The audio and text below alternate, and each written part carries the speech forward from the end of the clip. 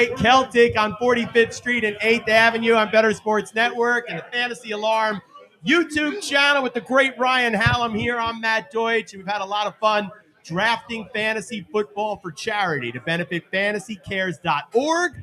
We're giving gifts to needy kids. What could be better of taking our passion for fantasy football? You got some of the greatest people in our industry in the room. We've got fans here. It's a fantasy football bonanza, and we're still going live on 45th Street and 8th Avenue in New York City. Proud to be with you and do a little good. Ryan, how's the day gone so far? Oh, man, it has been fantastic. We've had 5 drafts. The last one is just about rolling, 10 rounds per draft live. And it's been a lot of fun. There's a lot of people here. Everyone seems to be having a great time. The silent auction is starting to wrap up a little bit. And it's just, God, it's been another fantastic day for fantasycares.org, raising money for charity, doing fantasy football. I don't know what it could possibly be better. Well, it's a great day to be in New York, and it's summertime, and had a lot of dignitaries here. There's a lot of cocktails being consumed, and a lot of fantastic merchandise over here. I saw a Paul O'Neill Yankees jersey. I saw Yankees tickets. I saw, why don't you tell us what else is out there? There's a silent auction. We have NYCFC tickets. We have Chris Godwin signed football. We have a Kevin Mawai signed jersey. Sauce Gardner signed jersey. Joe Klecko signed football, just tickets to the Yankees, tickets to the Brooklyn Cyclones. So we are all New York here today, but also raising money for charity, which, of course, is the most important part of why we're here. Absolutely. We're going to bring you a lot of fans to be able to partake in our fantasy football bonanza here. There's a lot of people in the room that want to talk about fantasy, and we're bringing our friend over here. I see John June in the room. Let's get John in here. Come on, John. Take the mic from me. John, what's going on? Welcome Ryan? to the Playwright, man. Glad to be here. What draft were you in today? I was in the KGB draft today, drafting from the 8 slot. And when you came in, you had a strategy, I'm sure. Yes. So were you able to have that come to fruition? Or, how Scott Fishbowl drafts go, you never know what's going to happen. So did it work for you, or did you have to pivot? How did your draft go? So, to be honest, Brian, in years past, I've come in with a strategy, I've come in with a plan, and it just never goes to fruition because this is the largest fantasy tournament in the world. There's guaranteed to be somebody in your league that has a very similar thought process to you. And so what I've come to realize over the last few years in Scott Fishbowl, it's a large field tournament. Get your guys, get the guys that you're happy with. The guys that you're excited to root for, and just have fun. So I came in with one strategy today, drafting from the 8 slot. It was Breece Hall or bust, and he fell to me at 8, and I pulled the trigger faster than I could have imagined. Not only is it someone's going to have a strategy similar to yours, someone's going to do something that you don't expect. Like I'm in a slow draft. There's way too much to do here for me to draft as well. So I'm in one of the slow drafts. I had someone who took a tight end with their first 4 picks. Right? Certainly didn't expect that. Sam Laporta, 5th overall in my draft. I got CD Lamb at 202. It's like, no way did I expect that. So, not only are you probably have someone who has a similar strategy, you definitely also have someone who's doing something you have no idea what to expect. Absolutely, most definitely. Tight end position, I could see why they would target that. It's a very high value position this year with the 1.5 point PPR and then the basically essentially 1.5 point first down per first down. So I actually started the tight end run, taking Travis Kelce in the 2nd round. I'd much rather be at the start of a run than the end of it there. So and then immediately after that, Sam Laporta was the very next pick by Scott the King. So definitely see a lot of different things happen in Scott Fishbowl. Absolutely. But it's funny. So now after this, we all have to transition back to regular leagues where there's not crazy scoring or there's not all that. So how many roughly how many leagues do you think that you're in this year? Oh, man. This might be a slow year for me. So I might be in about 15 or 20 compared to 30 leagues in years past. But it's always exciting. I mean, between the different dynasty leagues, and then I've got a league with some of my best friends from college, and then my work league. some other leagues. So yeah, probably about 15 when it's all said and done. That's not too bad. So I think we've had a pretty good time here today in New York City. Your draft, honestly, what was it, an hour? It was one of the faster leagues that I saw happen. So were there any surprises that you remember? Oh yeah, I think I surprised everybody today. I probably took Aaron Rodgers earlier than he had gone in any of the leagues. I took him in the third round. Jets fan. Wow. So definitely, there was quarterbacks were flying, and I wanted to make sure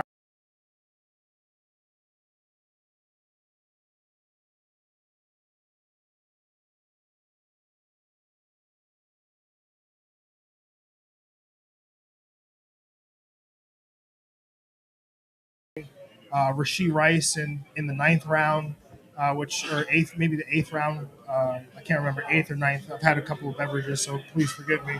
I think we all have. Yeah, so definitely, I think I was from the eighth slot, probably the one.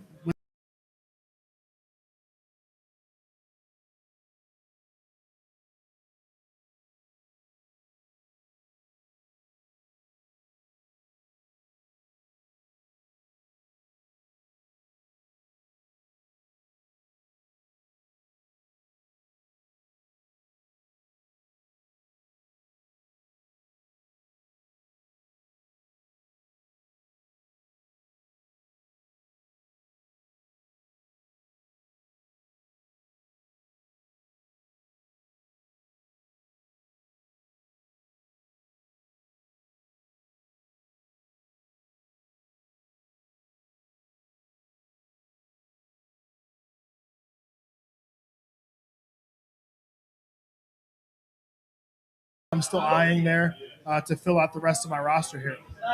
Now, are you the kind of do you enjoy the live drafts, or do you personally the slow draft with the 8 hours to go over it or to think about it?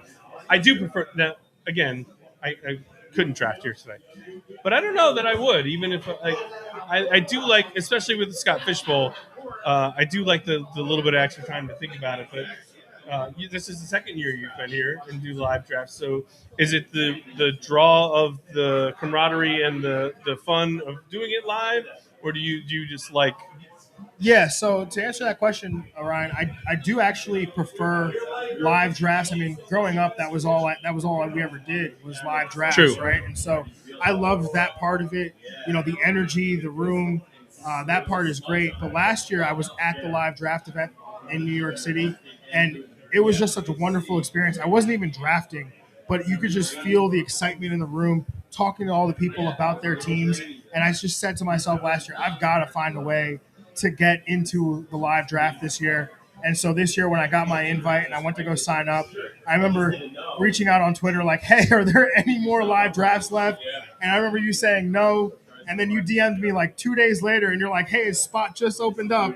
And I immediately ran and went to go fill in that spot because, again, just to be a part of something like this, something so special, the Scott Fishbowl, where it's one of the largest fantasy tournaments in the world, and it's for a great cause to provide toys to children for charity. We've got the silent auctions here. I've got my name on a few biddings here, so I'm kind of nervous that I might lose out on something while I'm here in this spot. But again, a great opportunity here to be a part of something special. Well, we appreciate you coming, man. I'm happy that we can give you a few minutes on here. I hope you enjoy the rest of the time here at the Playwright Celtic. And I'm just so glad you came, and I appreciate you and appreciate your time. And good luck to you in the Scott Fishbowl, and I hope you're there at the end. Pleasure is mine, Ryan. All right, really man. Appreciate it. Thank you. Talk to you soon. We're going to bring Matt Deutsch back in. Yep, we got some more guests joining us. You can run through the Slimer results, if you will, Ryan. That's going on right now before Josh Hudson gets in here. I mean, it's pretty not too many surprises there, I would say. I'm going to share the screen. 5 quarterbacks out of the first 7. Tyreek Hill is the number 1 receiver, I would say, is certainly a surprise. But, Christian McCaffrey, 2nd overall. Bijan Robinson, 1st round. Breece Hall. I think that's outside of Hill and Lamb. I don't think there's anything too far out of the ordinary. We've seen every Scott Fishbowl draft is a little bit different. Anthony Richardson went number 1 overall in my league. We saw in the Corleone draft right here in the New York City live draft, 6 straight quarterbacks to start the first round. And then in the other drafts, it's been a cornucopia. I mean, it's Christian McCaffrey, number 2 overall in the Slimer, with Tyreek Hill, number 5. So it's build your team however you want. We're bringing in Josh Hudson here from Club Fantasy. You know him, you love him. And the women of fantasy football. You've done great work for our industry. So let me just say thank you for everything that you've done. And tell us about this event here. You're here from Florida with the great leap of faith. And, I am. Tell us about your journey to New York. I am. Appreciate that, first off, for bringing me on board, Matt. Yeah, so it was kind of funny. Faith likes to travel around to a lot of different locations, and she's like, hey, Josh, I got a free ticket to come to New York. You want to draft in NYC this year? I said, give me an excuse to go to New York. I'm all about it. So I spent last weekend in Orlando for their live draft, just kind of scouting and, shooting it up with friends of mine that I've made there since I live in Florida. And then coming out here to NYC, where I love and adore New York. I grew up in New Jersey as a little kid. So, being able to venture to the city, I'm all about it. And I love this place. So it's nice to come home. Now, you got a lot of friends in our industry. Everyone knows Josh Hudson. And this community has really come together for Scott Fishbowl and fantasycares.org. Really amazing. Gives us all warm and tingly feelings what Scott Fish has created. How did you get involved in Scott Fishbowl? What does it mean to you? So the first year I got involved was SFB 11. So that would have been, I believe, 3 years ago. I know Faith started in SFB 10, which I believe was the first year of the WAF podcast that we launched that in 2020, which I know Scott does a lot to try to get more women involved in fantasy football. And so he and I have had a lot of conversations, obviously, with what we do with women in fantasy football. And yeah, I mean, it's been a pretty easy growth from there, honestly. Like, he wants to get more women involved. We obviously are all about getting women involved in fantasy football. Feels like a pretty good marriage, honestly. Well, the Scott Fishbowl and Fantasy Cares does a lot of good for our community and obviously for kids that are in need of holiday gifts. You can donate now at fantasycares.org. Just go right there and donate. You want to come down to the Playwright Celtic, we've got amazing merchandise here that you could bid on 45th Street and 8th Avenue. But you also do a lot of good for our industry, Josh. And the Women of Fantasy Football, very, very important organization. You've empowered people. You've made them better. You've given them opportunity. You're giving scholarships away. Tell us a little bit about the work you do with the Women of Fantasy Football. Yeah, so every August we do our the WAF podcast. So this year it'll air on the 7th, 14th, 21st, and 28th of August. We bring on a couple women every single week that have prominent roles in the fantasy football and also the world of sports as well. Just kind of talk about their journeys and, the things that they're doing within the world of sports. And we raffle off a series of jerseys. All of that money that we raise from those raffles goes into our WAF Galvanize Scholarship Fund. So our partnership with Galvanize, if you're unfamiliar with Galvanize, they're an organization that's run by Laura Oakman. She is a NFL on Fox sports reporter, and she hosts these boot camps and seminars with NFL teams, sports franchises across the country, and it's like 2-day camps, and they're set up to kind of show women the world of sports, right? Like, they want to build these careers in broadcasting and sports media. And so partnering with these teams, they link them up with their rookies, and they're able to build these sort of relationships, because a lot of what Laura preaches is not so much the why, but the who. So it's less about, why you're doing this and who you are as a person. And that's something that I feel like is very lost when it comes to media and, building relationships with athletes. And it's just something that, we're very proud to have a relationship with her, but also partner with her in what she's built with Galvanize. How special is that? Amazing work you're doing. Let's talk Eagles. You're a big fan. I am. The Eagles are being drafted left and right in the Scott Fishbowl. We've got Hurts, we've got Barkley, we've got Brown, we've got Smith. How's this offense going to break down? We got a new offensive coordinator coming in here. We have a successful tush-push leading up to the end of last season. No offense. Obviously, it broke down a little bit with the tush-push. We saw Jalen Hurts in a vulnerable position. We see your center has retired. What's going to happen inside the goal line? How's this offense going to work in general? Okay, so first off, it's the brotherly shove, not the tush push. All right. That's the first thing. But second, I mean, I get the idea that Jason Kelsey was the cog that really sort of, pushed everything forward, right? And that very well could be the case. Cam Jurgens, the expected replacement for Jason Kelsey, was drafted 3 years ago with the idea that he would succeed Jason Kelsey. And he got valuable starter snaps last year as guard for the Eagles. So transitioning over, I don't think they're going to miss too much of a beat, but I also know that that's also very disrespectful to Jason Kelsey. But the simple fact of the matter is Jalen Hurts squats over 600 pounds. Saquon Barkley squats over 600 pounds. I think they can push the pile just fine if they really want to continue to run the tush push. But I think with Kellen Moore coming in as their offensive coordinator, and I'm probably the wrong person to say this because I was unrealistically high on the Chargers offense last year with Kellen Moore coming into the fold. But I think that they're going to be able to run a lot more under center. They're going to pass the football more, but they're also going to utilize what the offense brings, and that is Jalen Hurts' legs powering through the middle. Saquon Barkley they bring in because of his ability not only between the tackles, but also along the edges and in the passing game. This is a pass funnel offense. It starts with A.J. Brown, Devonta Smith. It will extend to Dallas Goedert and Saquon Barkley. This is an offense that you 1,000% want a piece of when it comes to fantasy football. Well said, Josh Hudson from Club Fantasy and Women of Fantasy Football. A.J. Brown, this guy is going to have a good year, but how good? Where are we ranking him? Is a big mix of receivers, end of the first, early second. In the Scott Fishbowl, it turns into the third round. A.J. Brown was taken in the mid-third round of this Slimer draft right here, but obviously we've seen him go much higher than that. So this draft went Hill, Lamb, Jefferson, St. Brown, Harrison Jr., Garrett Wilson. Oh, it's third round reversal. Excuse me. Hill, Lamb, Jefferson, Brown, Chase, and A.J. Brown. First Brown was Amon-Ra. So where are you ranking A.J. Brown amongst that class of receivers? So in my non-Scott Fishbowl rankings, I have A.J. Brown as my wide receiver 4 in the season. He's coming into this year with 2 straight 1,400-yard plus seasons.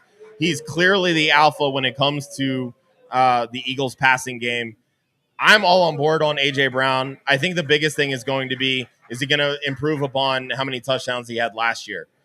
I see no reason why he can't do that. Like I said, there's a lot of mouths to feed, quote unquote, in this offense. But I think when you're looking at how the Eagles can improve from last year to this year, ultimately it's more pass attempts. When you look at Kellen Moore offenses, statistically speaking, they are not afraid to throw the football. They're going to throw the football more this year in Philly. That is going to benefit A.J. Brown. Increase the target share, increase the slice of the pie. That's ultimately going to boost the stats across the board. Well, I want to have him just from you talking about him. I'm glad I grabbed him in a few leagues. Tell us about all the fine shows and podcasts you're producing. You've got an amazing amount of content. Tell us where it is and what you're doing. I appreciate that, Matt. So you can follow Club Fantasy at Club Fantasy FFL, YouTube, Twitter, Instagram, Facebook. We go live all 7 days of the week. We have 9 to 10 shows now, I believe. We have everything from best ball to redraft to dynasty. We have 3 different mock draft shows that we do every single week. Wow. So if you're getting ready to prepare for the 2024 NFL season, you can link up with all of our different mock draft shows. We have one on Monday night. It's called Mocking with the Stars with our man Gator J and Chris Battistow. We have Thursday night mock draft show that's actually our WAF, our Women of Fantasy Football mock draft show with Wendy Early and Julia Papworth, who also contributes with Football Guys and the Fantasy Footballers. And then, of course, we have our Saturday morning mock draft show with my guy Ryan Weiss and Austin Amendolia.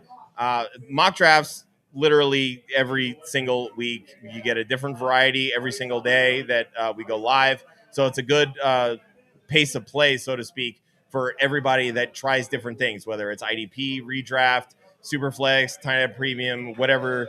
We try to cover a little bit of everything so that everybody focuses on what their leagues are about. Be the best drafter you could be. Start getting into some mock drafts with Club Fantasy. You can't ask for more opportunity to draft with great people and to learn some things. Let's get Ryan in here. Ryan, come on, Josh, buddy. for joining us. Always good. I'll step back. It's his Ryan time now. Weiss in here. You just finished your draft. Welcome. Come on in here.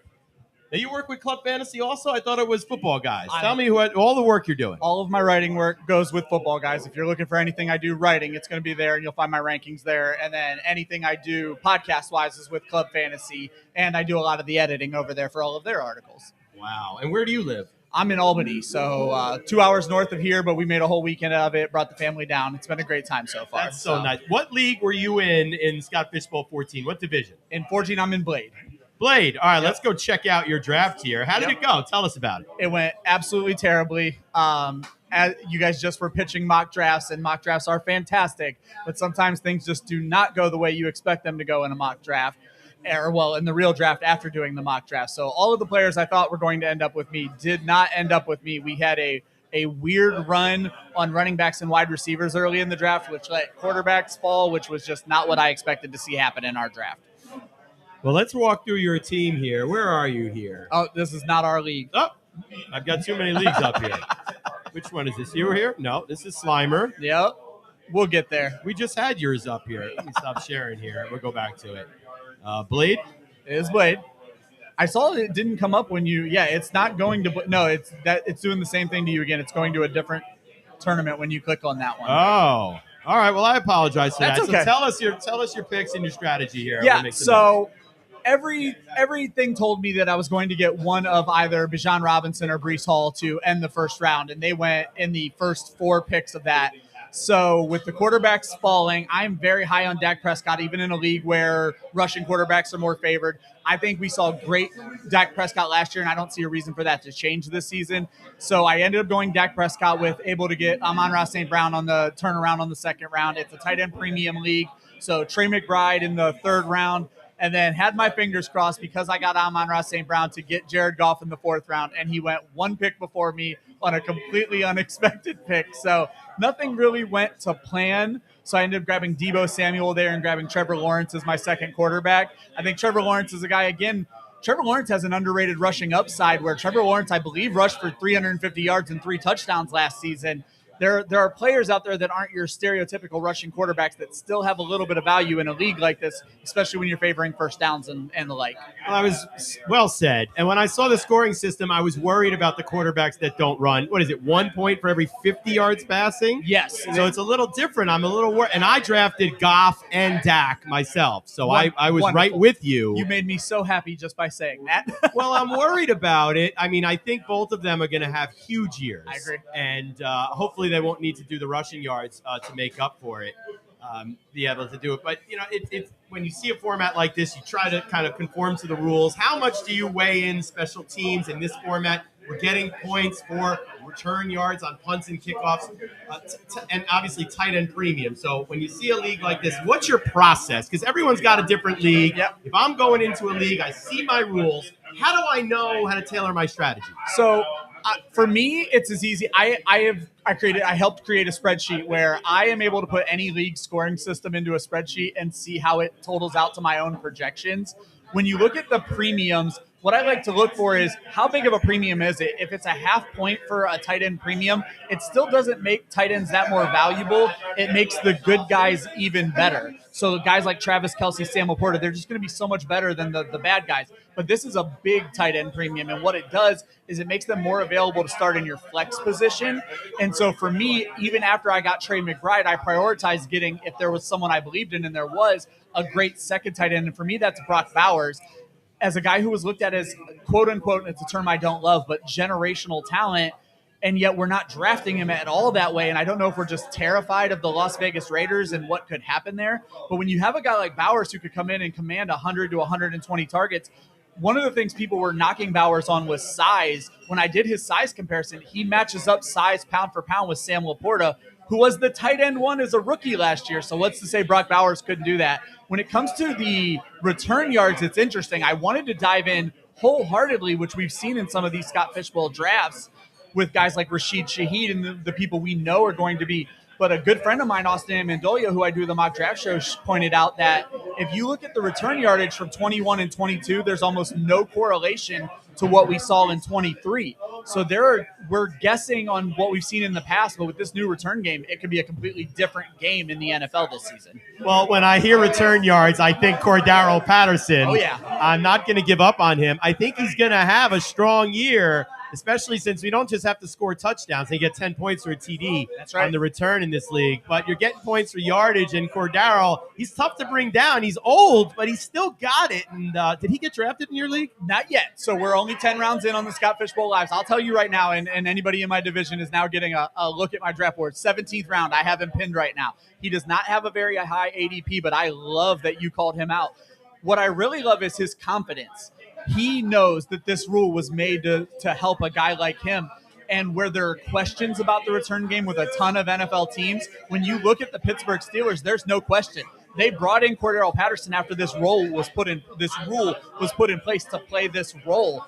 They know what they have there. So all this smokescreen about Justin Fields could return kicks, it's not happening because you have Cordero Patterson. And you pointed out, yes, he is older, but we're not asking him to carry the ball 300 times. We're asking him to return 3 kicks a game, which if you throw 3 kicks and 1 touchdown, that could be a 30-point week in Scott Fishbowl.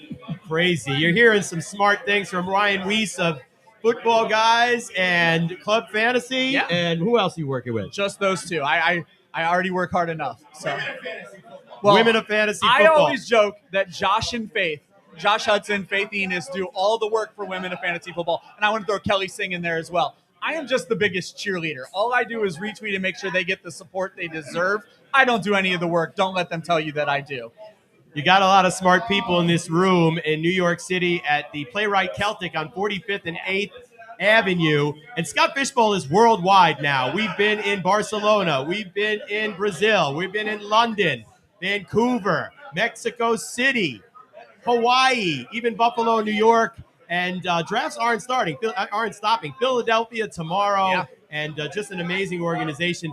They have raised over $350,000 this year alone for fantasycares.org, not only by the great professionals like Ryan and the people in this room, but the fans out there who have all come together to raise money for needy kids to buy them holiday gifts this season. Do you remember a holiday gift that you really enjoyed when you were young? I'm a video gamer. I remember when I got my Sega Genesis, it was basically the happiest moment of my life. I got to turn it on, play Sonic the Hedgehog when I was in 5th grade in my Chicago Bulls hoodie. My mom had it in her head. I was a Bulls fan. We grew up in Northeast Ohio. I don't know how that happened, but Chicago Bulls and the Sega Genesis playing Sonic the Hedgehog. Amazing. Well, thank you, Ryan, for joining us. Matt. Thanks Absolutely. for coming down here and helping us out at Scott Fishbowl.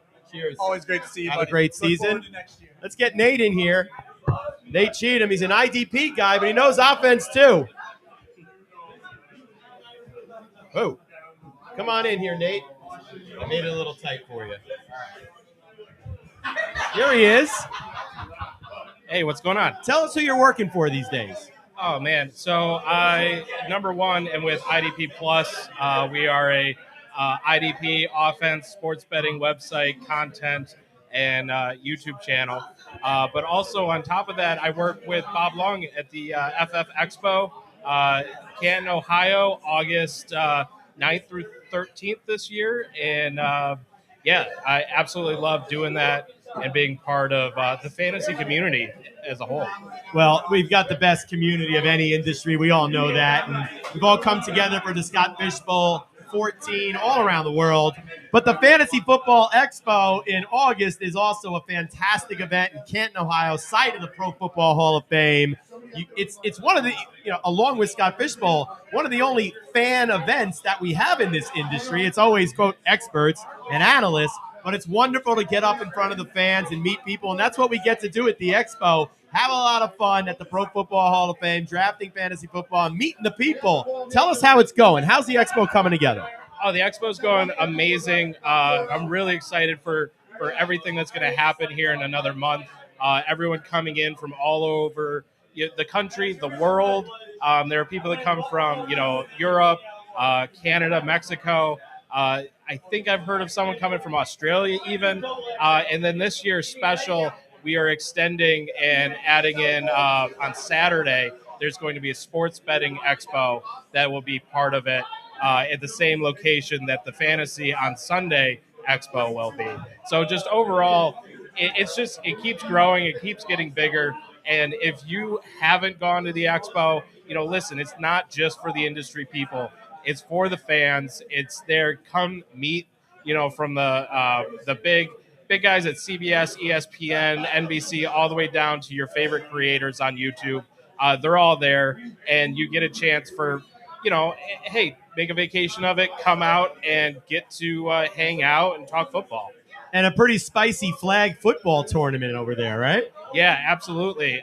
Get to play right on some of those fields. So there's both the practice fields, but also we've played in the stadium. It's a week after the Hall of Fame game was just played, so you get to go onto that field.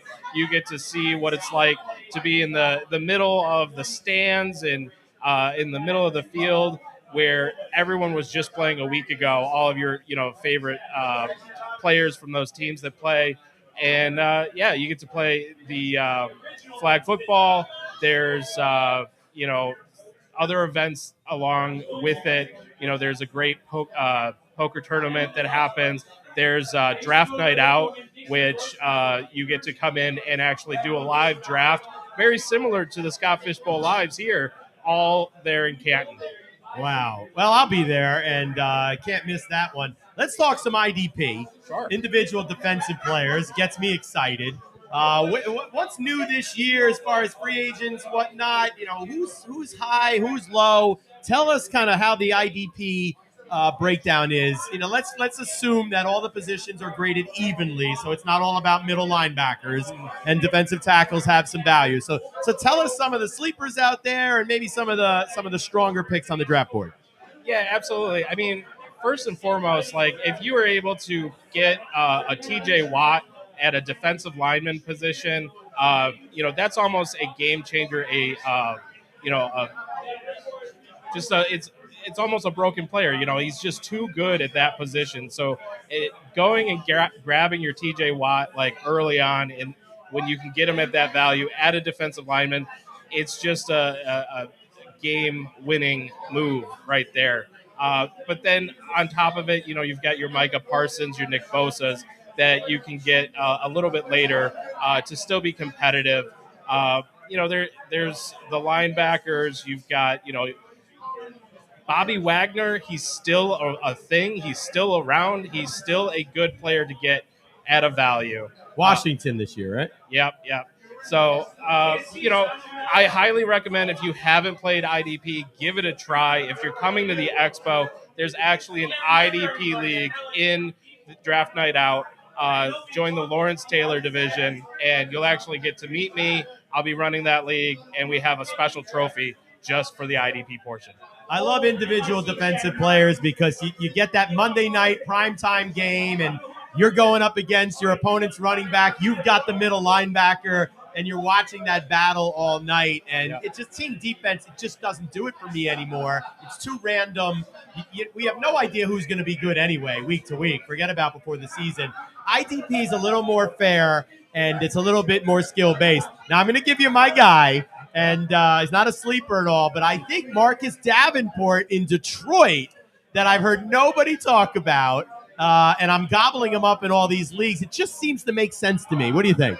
Yeah, I like it. They definitely need that pressure to go with Aiden Hutchinson there on the line. I think he's had a very good long career with the Saints coming in, and just being able to, be there and put the pressure on the quarterback. I like him for this year. I think that you're onto something there. Now, a free agent that's got a lot of buzz in the NFL world. I don't know about an IDP. You tell me, but I'm getting Brian Burns very cheap in my leagues, and he's with the Giants now. Yeah. They all of a sudden got a strong defensive line. Tell us about Burns in New York. Yeah, I like Burns going there. He's been a top 10 player in for the defensive line in IDP for a few years now since he's come in the league. He came in hot early, and then it's been a little bit of a backtrack for him. But going to New York, I really like him there, and very interested to see exactly how that goes. If you can get him for cheap, man, hit that all day. Do you stack players in IDP and individual defensive player systems? If I have, let's say, the middle linebacker on the Jets, do I want the pass rusher as well? Does it work that way? Well, look, only one player is going to get the tackle on each play, and so you're trying to go for who is the top tackler. I don't often stack between positions unless you've got a highly efficient defense. If you're talking about one of those defenses that are constantly, getting in, sacking the quarterback or stopping the run consistently, yeah, it's a little bit rare, but you can find those really good stacks where you can, grab a linebacker or even grabbing like a box safety that's coming down as well as a defensive end, because you're putting pressure on the quarterback. He's making a bad throw, and oftentimes it's going to one of those safeties. Or, hey, if you play in a cornerback league, cornerbacks that are getting those errant throws or even getting targeted because they're a rookie, hey, they're a good shot too. Nate Cheatham from IDP Plus. We'll leave you on this. If somebody wants to get into individual defensive players, what's the best format? Should they start out very small with just drafting 3 players along with their full offense? Should they do the full boat, as we say, and do the full defensive line, linebackers, and secondary? Is it something in the middle like 7 players? What's the best way to get your feet wet? Yeah, it really comes down to how much of a degenerate are you. When I started right into IDP, and I was doing 6 positions on IDP. What I would say is you want to create value in these positions so that, if you only think of it along the lines of the offense, if you only had one offensive player, there would only be your quarterbacks that would have any value. So you want to split up the positions and you want to create some value. So honestly, if you're just getting into it, starting with 6 defenders split up between defensive line, linebacker, and your defensive backs, that's a perfect way to just get your feet wet. But hey, we don't judge. If you only have one the IDP in your league, keep playing it. See if you can't grow that with your league and push your league mates to, kind of extend it. Thank you, Nate. We've got the 50-50 raffles going off here, and we want to make sure everybody knows about the Fantasy Football Expo. Get yourself to Canton. Where do they sign up? Yeah, go to thefantasyfootballexpo.com. Right there, you'll be able to see a link to buy tickets. You'll get to see what's going on at the event. There's an awesome video that, I put together of the different activities going on during that. So you get a good glimpse into what the weekend holds. But go to thefantasyfootballexpo.com and buy your tickets today. You will not regret it, and it's a very cheap ticket, which is great, too. Plus, Canton, Ohio, the hotels are very inexpensive. Allows us to have more fun with food and drinks and cocktails and buying jerseys at the Pro Football Hall of Fame in Canton, Ohio. Thank you, Nate, for joining us. We're going to go check out our silent auction, our 50-50. We're going to wrap up coverage of Scott Fishbowl 14 live from New York City, the Playwright Celtic. Thank you, everybody, for helping us raise money and doing a great job for charity. Thank you. Thank you.